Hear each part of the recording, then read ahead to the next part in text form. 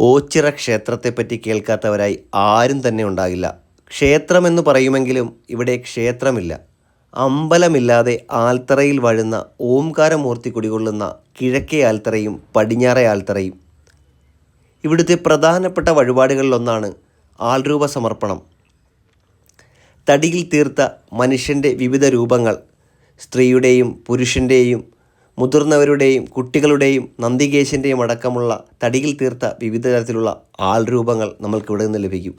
ക്ഷേത്രത്തിൻ്റെ കൗണ്ടറിൽ 20 രൂപ അടച്ചു കഴിഞ്ഞാൽ നമുക്ക് ആൾരൂപങ്ങൾ ഇവിടെ നിന്ന് എടുത്ത് പരബ്രഹ്മ സന്നിധിയിൽ ശിരസിന് 3 തവണ ഒഴിഞ്ഞ് സമർപ്പിച്ചു കഴിഞ്ഞാൽ രോഗമുക്തി ഉണ്ടാകുമെന്നും ശരീരത്തെ ബാധിച്ചിരിക്കുന്ന വിവിധ വ്യാധികൾ മാറും എന്നുള്ള ഒരു വിശ്വാസമാണ് ഇവിടെ പുലർത്തുന്നത്.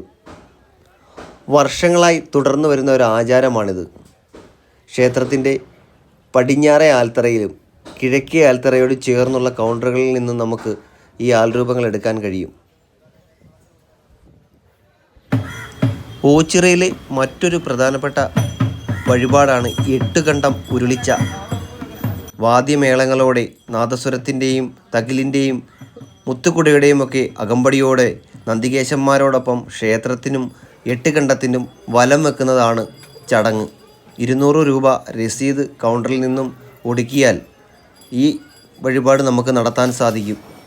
നന്ദികേശന്മാരെ സംരക്ഷിക്കുകയും നന്ദികേശന്മാരുടെ കേന്ദ്രവും കൂടിയാണ് ഓച്ചിറ പരബ്രഹ്മസന്നിധി.